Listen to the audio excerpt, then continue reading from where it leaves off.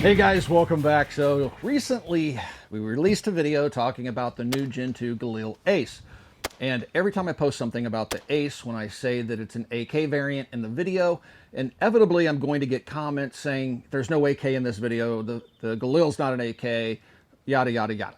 So I want to address that in today's video, and I'm going to explain to you why I call the Galil a variant of the AK. But before we get started with today's video, guys, if you enjoy our content, please take a moment to like, share, and subscribe to the channel. Hit that little notification bell. It helps us out tremendously. Comment down below because it helps us with the algorithms. And with all that being said, let's get started with today's video. I'd like to take a moment to thank our friends over at primaryarms.com for helping to make today's video possible. If you've not checked out their store before, please swing by and check out primaryarms.com. They sell a lot more than Primary Arms optics. They sell clothing, backpacks, firearms accessories, firearms themselves, and so much more. They generally have a pretty good stock. Their prices are usually really good as well. They ship fast as well. I've been doing business with them for years, so please swing by and check out primaryarms.com. This is a East German AK kit build from Definitive Arms, and it's fairly representative of a standard AKM in common use during the Cold War. And this thing is, pretty much its Russian counterpart. Now, the Russians early on, when they were struggling with the stampings and rivets and things like that, they machined the receivers of their AKs, and then they modernized the AK with stamped receiver, hence AKM, AK modernized. And that's what most people know as an AK-47. So I think we can all agree that this is an AK, right? I don't think anybody would argue that the East Germans did not make a faithful AK copy. So we'll take this gun apart, and we're going to take a look at its internals, and then we're going to take a Galil Ace apart, a Gen 1. It's in 7.62x39 as well, so is this rifle. And we're going to see just how similar or dissimilar the two guns are.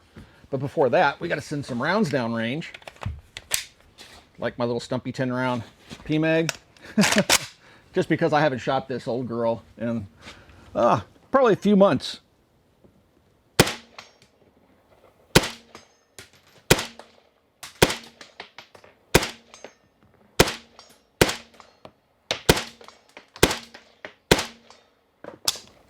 Oh yeah, gotta love the 7.62x39. All right, let's take these guns apart and examine their internals, and I hopefully can make my case as to why I continue to insist that the Galil is an AK variant.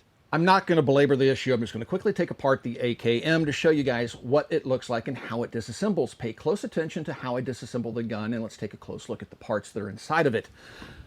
Push the rear button in. It releases the top cover, which is a stamped piece of sheet metal. Remove the top cover. Recoil spring and guide rod. Bolt carrier. Bolts engaged in the locked position in the trunnion. Push forward, pull out, and the recoil spring and rod comes out. Now the bolt and carrier can be withdrawn to the rear, and we lift it up and out of the receiver. We have a bolt carrier with a long stroke gas piston, and then we have a rotating bolt that rotates in the carrier. But to take it apart, you just rotate it up, out through its disassembly notch, and the gun is disassembled. You can go one step further. I don't know how tight this is, but you can also take the gas tube off. All right, so we have top cover, gas tube, long stroke gas piston, very distinctive recoil spring and guide rod, and a very distinctive bolt and method of operation. That is your standard AKM. Also, if you look inside the trigger mechanism of an AKM, you have a hammer, a disconnector, and the sear is a hook. In this case, it's a one hook design. But you also will notice the coiled springs, braided springs, or whatever you want to call them. So there's the hammer. You can see the springs inside there and how it works. Here's the sear. Here's the disconnector. Okay, that's your standard AK trigger. Now, let's take apart the Galil Gen 1, Ace that is, and see how similar or dissimilar these internal components are. One more thing before we take the Ace apart I want to point out is the operation of the safety. So this would be in the safe position, and this has a little bar that reaches down into the trigger group. When you put it on safe, it rotates this bar over and blocks the travel of the trigger. To put it on fire, you sweep it down. That rotates back, frees up the movement of the trigger, and now the hammer can be released. So that's going to be important to the conversation.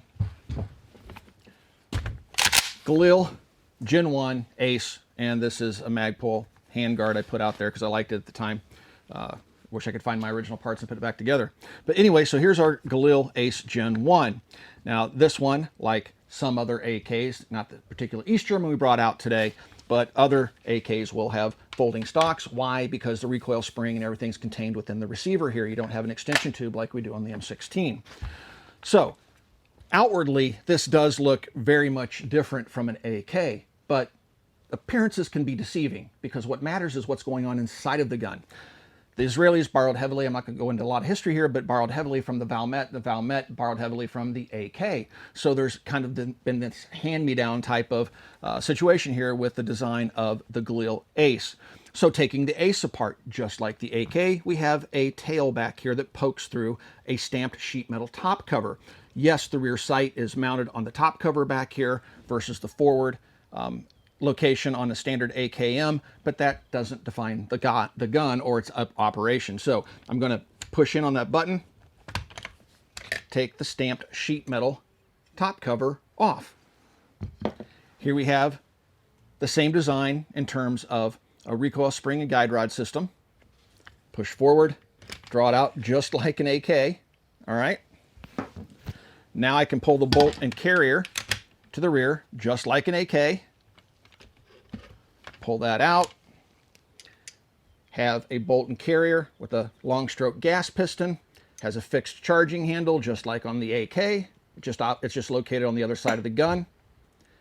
And we have an AK bolt, which rotates and locks like this, but just like the AKM, it has its takedown cut and you can take it apart. All right, so now that we got the guns apart, let's take a look inside here really quick. Notice the hammer, the braided spring, the selector lever that blocks the trigger bar movement. Yes, we do have a selector lever over here, but again, that doesn't change the core function. The internal trigger mechanism of this gun is very much an AK. The ejector is located in the same spot of the receiver as the AK. And so when you put this on fire, it allows the trigger bar to move, and the Galil just happens to have a double hook design versus a single hook on the semi-auto trigger in the East German gun. That is an AK trigger. That's not even a kind of sort of copy. That is a AK trigger in this gun. But they've made some external differences or changes to it that increase the functionality, in my opinion. This has a machined receiver, much like the early AKs did. They've added some polymer down here to replace, to make something of a mag well and a pistol grip. But again, internally, this gun is identical to the AKM. So let's take a look at those internal parts. Oh, I forgot to take the gas tube out. So we have a gas tube. All right, now, AKM top cover, Galil top cover. Looks pretty darn AK to me.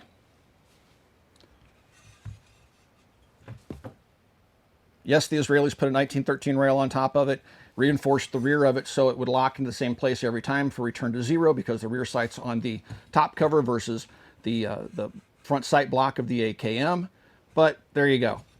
Nearly identical. Set those aside. We have two gas tubes. They come out differently, but they're still gas tubes that act as guide tubes for the long stroke gas piston. Set those aside. Here are our bolts. If I mix these two up, you would have a pretty hard time telling which one's which. I mean, I know that there's an easy way to see which one's which, but you can see that they are virtually identical. The Galil has this extractor here, but the AKM has the extractor internal, but the 103 system with the small stem would go to an external extractor more like this. But the bolt comes apart the exact same way. You use pins, you drive the pins out to get the firing pin out of it and the extractor out of it. The exact same way. The exact same way in disassembly of the bolts. They're nearly identical. Put the bolts aside. Bolt carriers. Tell me that is not an AK.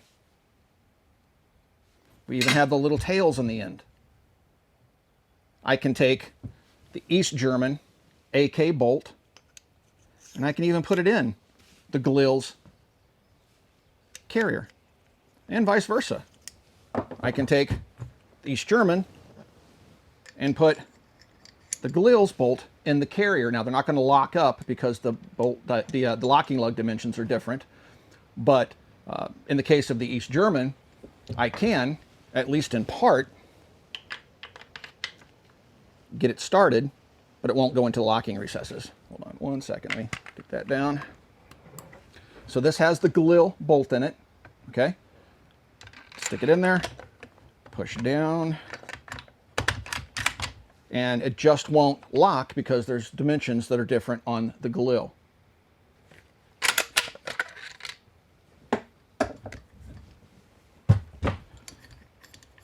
All right, so we set the bolts, carriers aside, springs.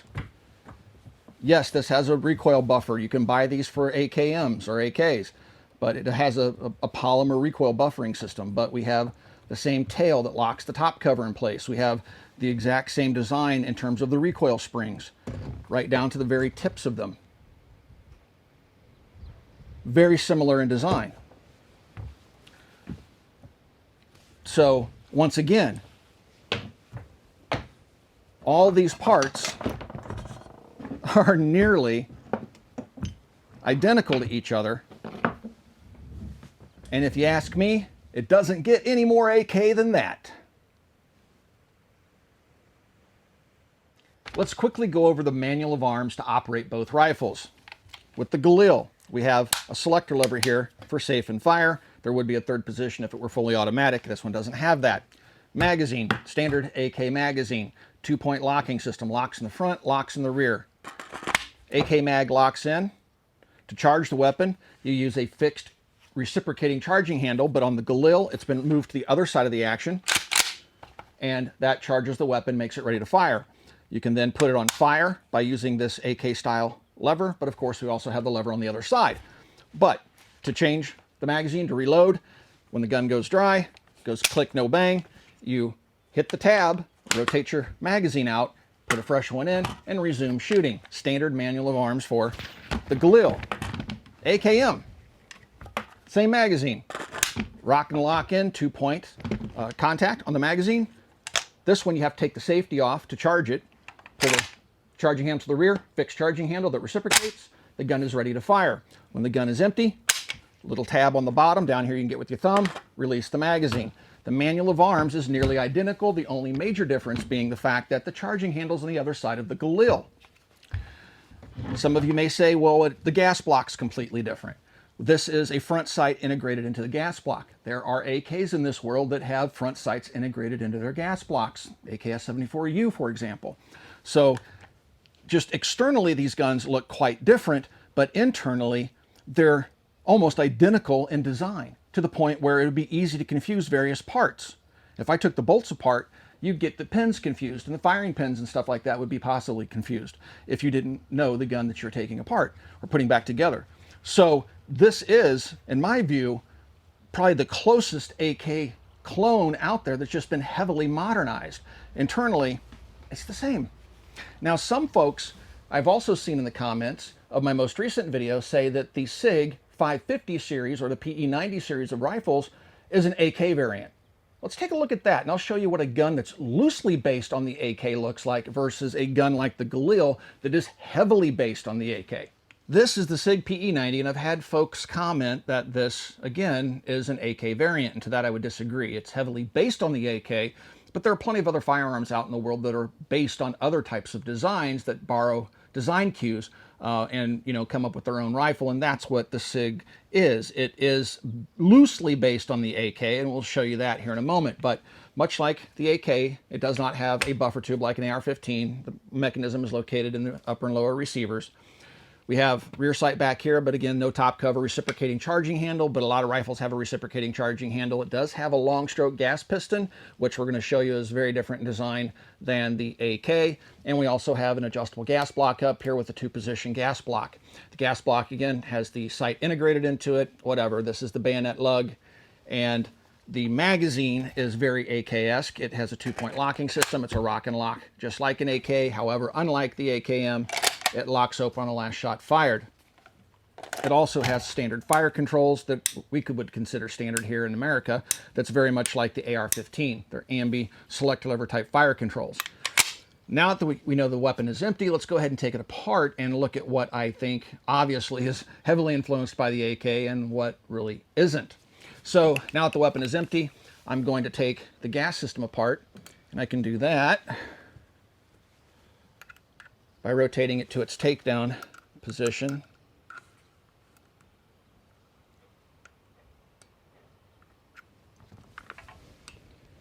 And pop it out of there like that. There's your gas plug. And now the gas tube is still in here, but the gas tube is going to come out the front. But we'll do that here in a moment. We're going to take the bolt and carrier out of the gun.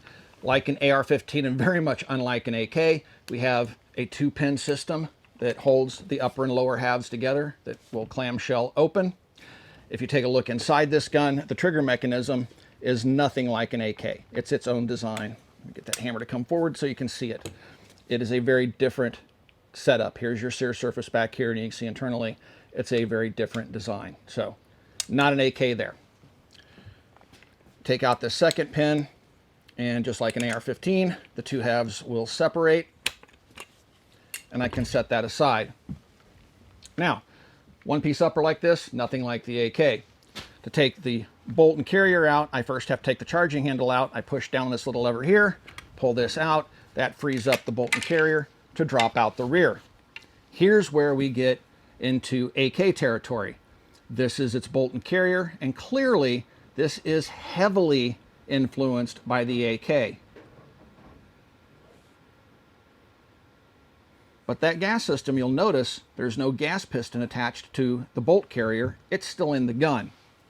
When we took out this pin, we released the gas piston, so it can now come out the front of the rifle. And you'll notice another major design change from the AK. The recoil spring is wrapped around the gas piston.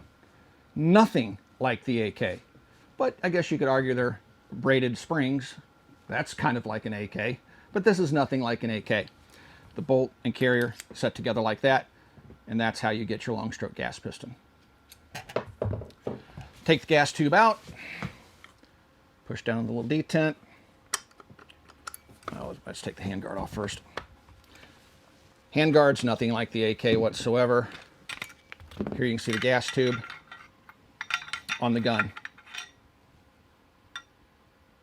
So, is this an AK? It's based on it, maybe a little bit more than loosely, but given that it does not have a top cover, it uses a completely different recoil mechanism, borrows heavily on the bolt and locking, granted, very similar to the AK in that regard. Adjustable gas system, nothing like it. Handguards, nothing like the AK. Internal fire control components, nothing like the AK. And it uses its own proprietary magazine that is for this rifle. So this would be an example of a rifle that is based on the AK, but I would not be comfortable calling an AK variant. So there you have it, guys. That's my case for the Galil Ace being, or even the original Galil being, heavily influenced by the AK to the point of it's a version of the AK in my opinion, and not just slightly influenced by the AK or somewhat influenced by the AK like the PE90. This is a straight up AK through and through, and I hopefully conveyed that message in this video effectively. But if you still disagree with me, we're just going to have to agree to disagree. Guys, if you like this type of video, please consider becoming part of our Patreon family. There's a link down below. Give that link a click. You'll have direct access to me. We do private blog posts. We also release videos early. So again, please check us out over on Patreon. Also right here on YouTube, there's a little join button underneath the video player you're watching right now. Please click that join button and consider supporting us here on YouTube. And last but not least, guys, thank you for 13 years of support. Swing by, check out coppercustom.com, and we will talk to you guys soon. Now we got to get rid of some of this excess ammo we have here, which ain't much.